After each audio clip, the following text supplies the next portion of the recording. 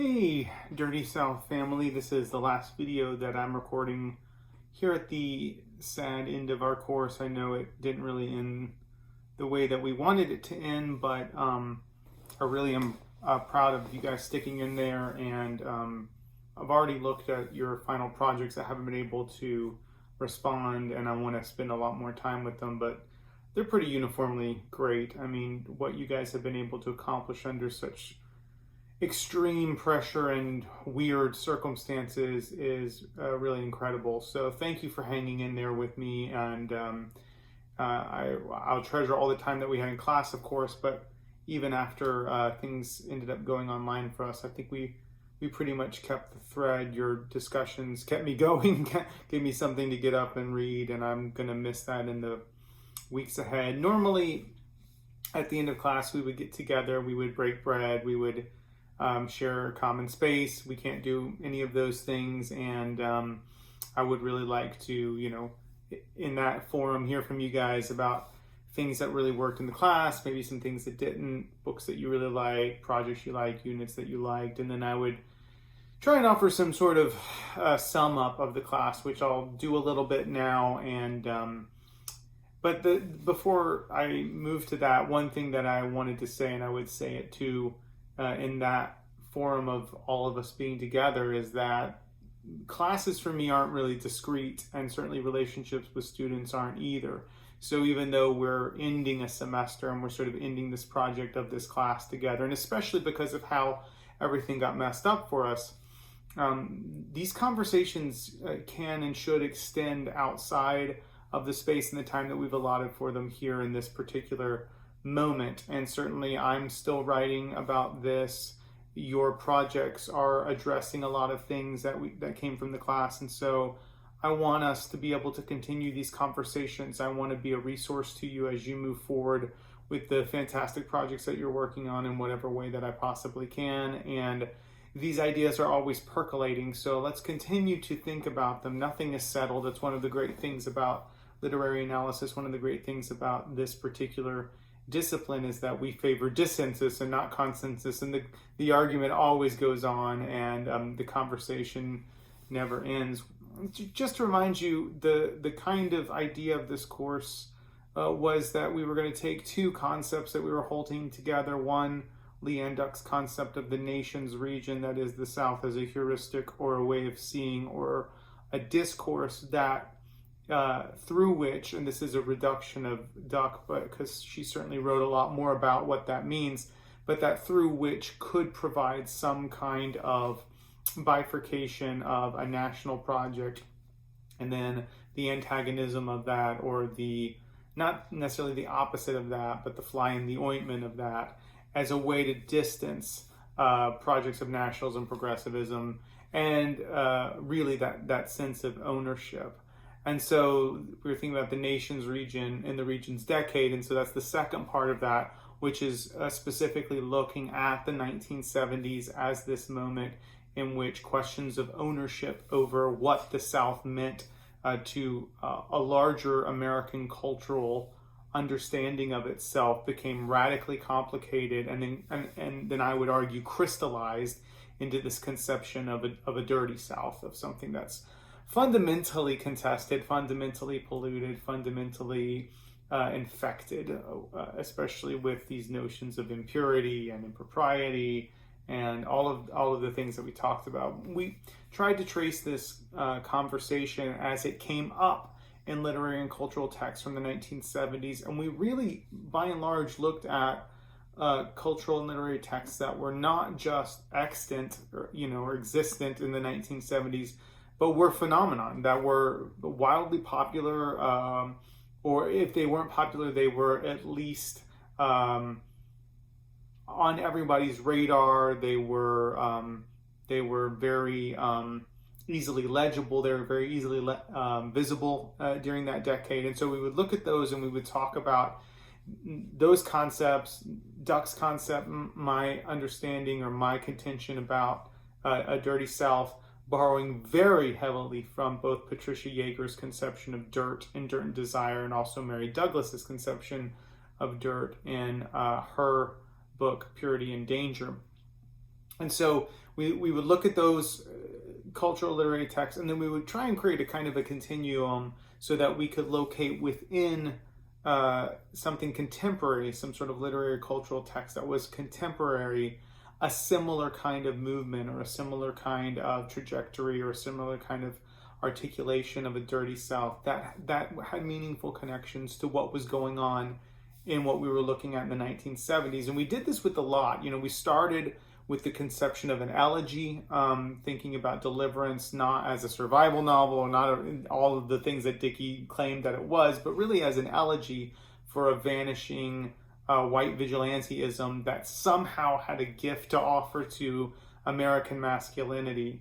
And so we talked a lot about that and then connected it with all sorts of things, but specifically J.D. Vance's Hillbilly Elegy and its connection to vigilantism, and also with the HBO run of Watchmen and the way in which white vigilantism gets complicated then in these conceptions of justice and superheroes and notions of power.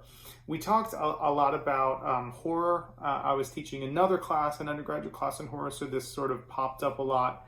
But we specifically looked at Texas Chainsaw Massacre and the way that it critiqued all sorts of things: mobility, class consciousness, the automation, progressivism, oil, all of these things that were going on at the time that were hugely foundationally important.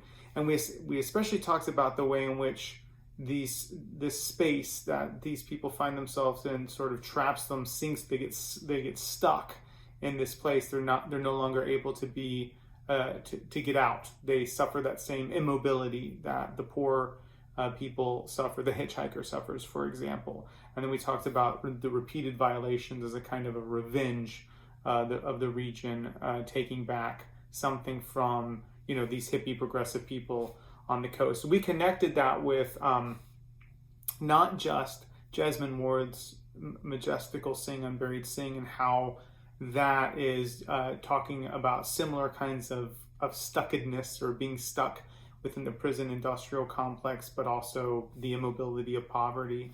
And then also with Get Out, Jordan Peele's film, and the sunken place, the idea of the sunken place. So how African-American authors and directors are, actively contesting these notions of what it means to sink and what violations mean within these movies. We talked a little bit about ecology, noting that the 70s was the birth of the ecological movement, the birth of the political ecological understanding, and then how that immediately got translated not as government ownership over pollution, industry ownership, capitalists instead got displaced into a notion of individual responsibility and morality, and how that dirty morality then became identified with the South. So the sort of anti-ecological area, even though it's the most ecologically diverse area in the United States. And we look specifically at the popularity of Swamp Thing, the first run of Swamp Thing, and how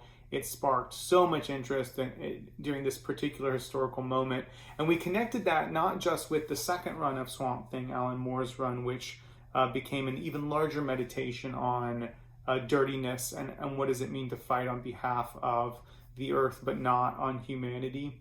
But then also by looking at Swamplandia, that book by Russell, and how this image of the South still bubbles, no pun intended, and why it's still such fertile ground for us when we're thinking about issues of dirty ecology, when we're thinking about issues of the contestations about ecological worlds or identities within the South. We also talked very briefly about the post-Hurricane Katrina moment with the swamp and the loss of the wetlands. We looked at Ben Zeitlin's Beasts of the Southern Wild. We talked a little bit about that Patricia Yeager article on that movie and how it's trying to have things both ways, how these questions are still dogging us.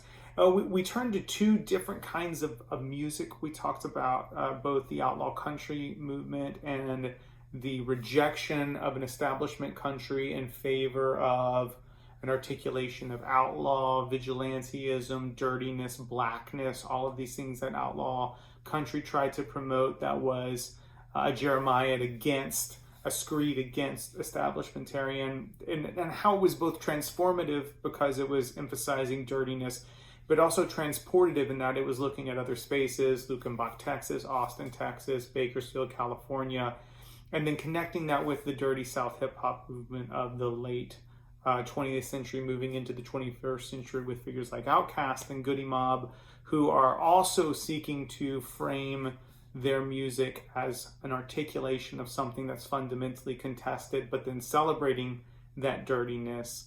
And then also transportative too. It's not just transformative because it's moving from the coasts of East Coast and West Coast into places like Atlanta, places like New Orleans, places like Nashville, weirdly enough. And how that sort of transformed itself. We crossed back over, I don't remember this, if you remember, this is our last class where we looked at both the Struggle Jennings, who is Waylon Jennings' grandson, and how he's become a dirty South hip hop artist, with a hat tip to Eric Nunn from Auburn for talking about that. So we sort of connected those in both ways. We also looked at that book, Dirty South, that got a little bit of short shrift. We didn't talk so much about the book because we were so jazzed to talk about hip hop. And the way in which these questions about music reveal a lot of our anxieties about race and representation and authenticity. So that Ace Atkins novel being a big part of that, Hustle and Flow, the movie Hustle and Flow, articulating some of those anxieties as well. The last two classes before we got to thinking about Southern Studies, we were talking a lot about food. We were going to go to Cracker Barrel. My last chapter is on Cracker Barrel. But what white trash cuisine means and the rise of white trash cuisine, especially Cracker Barrel's first restaurant opened in 1969. It exploded in popularity over the 70s. And just the way in which food and foodways seems to be a metonym for an authentic South, and what that means and what kind of food that represents, and then connecting that to larger conversations about contemporary foodways and ideas about food. We read Visitation of Spirits, which is bookended by two kind of requiems or masses for one for hog killing and one for tobacco. So thinking about consumption and ideas of consumption and dirty consumption, especially tobacco or especially something like a hog, those were pretty central into what we were thinking about with food and foodways. We watched Andy Grace's Eating Alabama, about a couple that's deciding to go back to their roots, pun intended there. So a lot of stuff going on there with foodways. And then we ended with a broader meditation on where Southern Studies is right now, by looking at some of the major figures in our field or that were in our field: Michael Kraling, Houston Baker, Dana Nelson, who founded a new Southern Studies, Scott Romine, and then me kind of offering not even a new path forward, but a new heuristic, Dirty Southern Studies, as thinking about a way to take some of the lessons that we learned from New Southern Studies and then spin it out to think about ownership, questions of contestation, dirt, and purity as a way to maybe transform the field into something that feels a little bit more vital, representative, welcoming, diverse. And that takes some of the ownership of the dirt that Southern Studies has long been standing on. And I think it's crucial that that field does that. And I think the field, to some extent, depending on the conversation or the scholars, is doing that work and is being self-reflexive and thoughtful. So that's kind of the run of the course. We had some really great discussions. It's I really like these courses where we're able to take all different kinds of discourses, all different kinds of cultural texts and literary texts, and not even fall prey to the disease of prestige and to say, well, one is more important than the other, but to really look at them on the same level and use our analytical skills to think about the kind of cultural work they're doing or the kind of rhetoric they're employing. And that was really fantastic, getting together in a circle with you guys and hearing your really great thoughts, whether we were talking about something profound in Sing Unburied Sing, or we were analyzing, the Crying Indian commercial from Keep America Beautiful. I mean, these are all texts that can be unlocked with analysis, and I thought we did a really excellent job with that. So that's probably all I'm going to do for that. I just wanted to say it's been a privilege and an honor to get to teach you guys. I miss you very much. I can't wait until we're all back in a space together where we can talk and I can see you and hear you and watch your eyes light up and hear your voices and all those good things that professors miss about classrooms, I'm certainly missing right now. But it was a really great class, and thanks again for hanging in there with me. I hope you have a fantastic summer. Please reach out to me anytime you need me. I'm here, and I look forward to collaborating with you guys in the future. Bye.